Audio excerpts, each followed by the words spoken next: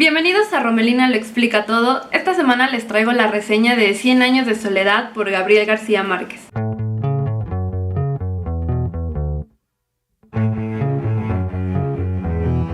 La última lectura del Club Pickwick fue Los misterios de Udolfo, como ya les había contado, pero yo realmente no pude con la historia. Tuve que abandonar el libro porque me desesperó demasiado el personaje y ver que iba todo muy lento y no sé, igual y no era el momento para leerlo. No me di por vencida, sí pienso leerlo después. Entonces cambié esa lectura por otra que ya tenía ahí esperándome, que es 100 años de soledad. Esta es una de las grandes historias de la literatura hispanoamericana que se publicó en 1967 y nos cuenta la historia de las 7 generaciones de la familia Buendía que viven en el pueblo ficticio Macondo que ellos mismos fundaron. Creo que es difícil hacer una reseña de este libro sin que se te vaya uno que otro spoiler, porque es una historia tan vasta y tan compleja que de una u otra forma tienes que mencionar algún detalle de la historia para que puedas hacer una reseña como tal. Entonces voy a tratar de hacer una reseña de este libro sin dar detalles que te puedan arruinar la lectura. Todo comienza cuando una pareja de primos, José Arcadio Buendía y Úrsula Iguarán,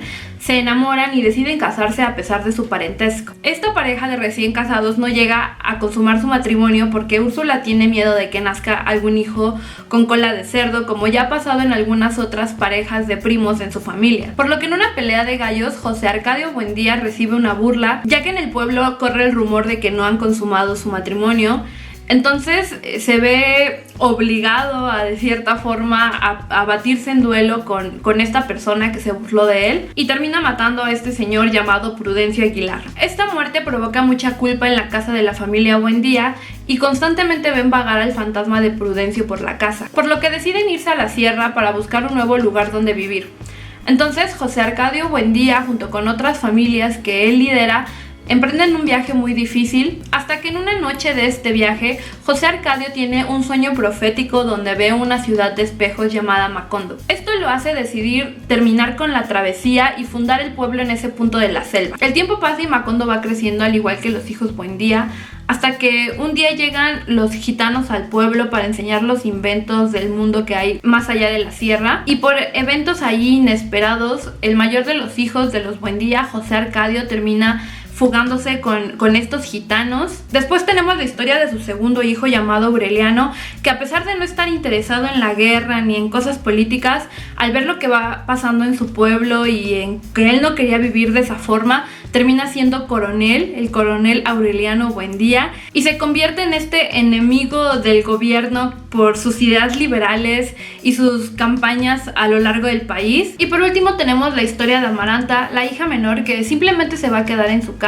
a cuidar de las generaciones venideras y a sufrir por un triste amor no correspondido. Anteriormente nos cuentan el origen de la familia Buendía, así como también de la familia de Úrsula, la familia Iguarán, pero la historia central se basa en el desarrollo del pueblo Macondo, a la par de la historia de la familia Buendía desde sus inicios hasta su decadencia y muerte. Entonces la historia empieza con esta pequeña familia de los Buendía que junto con otras familias, como ya dije, fundan el pueblo Macondo, y de ahí va partiendo a las 7 generaciones. De esta familia hay 3 hijos y luego nos hablan de los hijos de sus hijos y de los hijos de los hijos de sus hijos y así sucesivamente. Por lo tanto hay demasiados personajes de qué hablar. Hay muchas historias que parten de este árbol genealógico y sería difícil ponerse a hablar de cada una de las historias. Entonces voy a hablar de algunos detalles característicos de la historia para que entiendan un poco el argumento, pero sin entrar en especificaciones, porque si no esto quedaría un video larguísimo de la historia de la familia Buendía. Las personalidades de los 3 primeros hijos de los Buendía, José Arcadio, Aureliano y Amaranta, se van repitiendo a lo largo de la novela, generación tras generación, por lo que se crea una estructura cíclica donde los personajes corren con la misma suerte, como si estuvieran destinados a repetir la historia de sus antepasados. Pareciera que Macondo es un pueblo que existe fuera de la realidad, donde el tiempo no pasa, donde la gente no muere ambiente y nos impregna de una aura de fantasía mística, que se entremezclan con hechos reales que se pueden establecer en el marco histórico de Colombia, creando una atmósfera que se hace llamar en la literatura como realismo mágico. Ya hemos hablado de este género cuando hice la reseña de Pedro Páramo de Juan Rulfo, pero para poder entender un poquito más el realismo mágico, podríamos decir que en estas historias pasan cosas fuera de lo normal, como hablar con fantasmas, presenciar apariciones divinas, ver hechos insólitos de la naturaleza, ver gente con poderes sobrenaturales, pero todo esto no es percibido con miedo o extrañeza, sino que son cosas que en la historia son admiradas por los personajes o llegan a ser atractivas, o en algunos otros casos con indiferencia, como si estos eventos anormales se vieran todos los días. Entonces, en esta atmósfera de realismo mágico se van repitiendo las mismas historias de los personajes, que van cambiando una de otra, pero siempre mantienen los mismos temas. Unas son de carácter personal y otras de carácter social y político. Dentro de los temas personales podemos mencionar tres principales, que son la soledad, el incesto y la religión. Como ya he dicho, parece que todos los Buendía tienen un don para la soledad, ya sea por prejuicios, caprichos o culpa. El punto es que es el destino característico de cada uno de los integrantes de esta familia, y es cautivador leer cómo caen en estos círculos viciosos una y otra vez. La religión la podemos ver en referencias bíblicas, en costumbres y creencias populares que tienen que ver con la iglesia, y también en la continua mención del pecado. Y por último, el incesto, con el que empezó la historia de la familia y que los persigue como maldición, siempre temerosos de la cola de cerdo, pero inevitable al parecer hagan lo que hagan. Los temas políticos y sociales tienen que ver con las guerras civiles de la zona, ya que el personaje y el movimiento del coronel Aureliano Buendía están basados en hechos reales. Otro hecho real del que se habla en la novela es de la explotación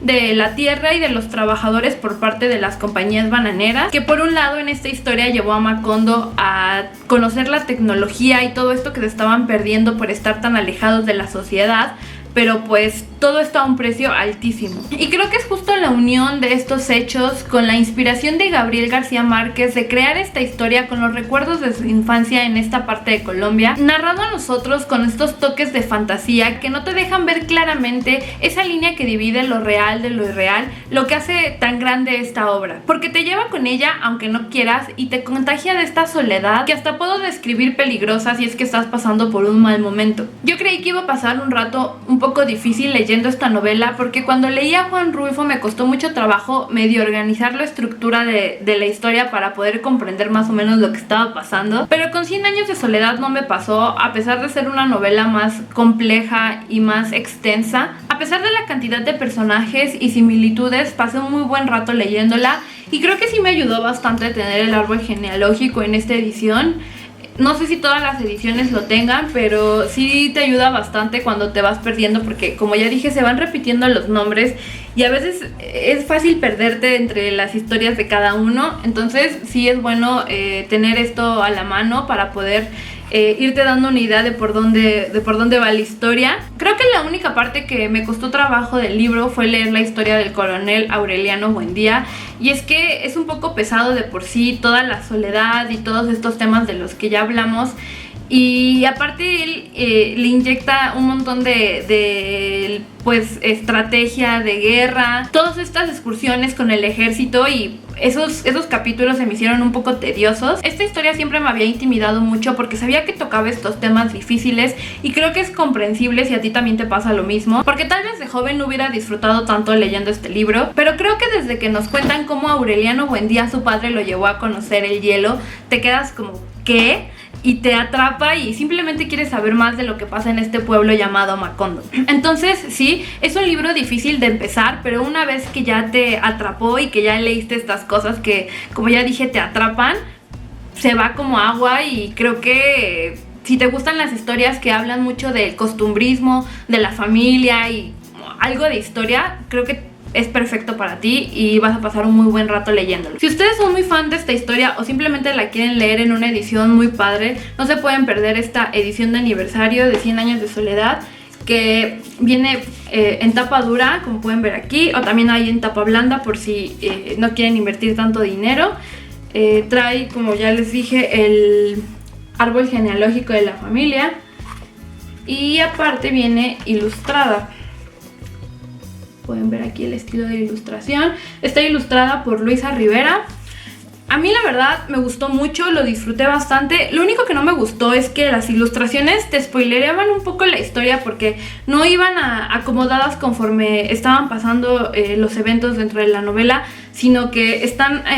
repartidas a cierta cantidad de páginas. Por ejemplo, cada 50 páginas hay una ilustración, entonces de repente te ponían una ilustración de algo que todavía no pasaba y eso te saca un poco de onda, pero de ahí en fuera creo que es lo único que no me gustó del libro. Me pareció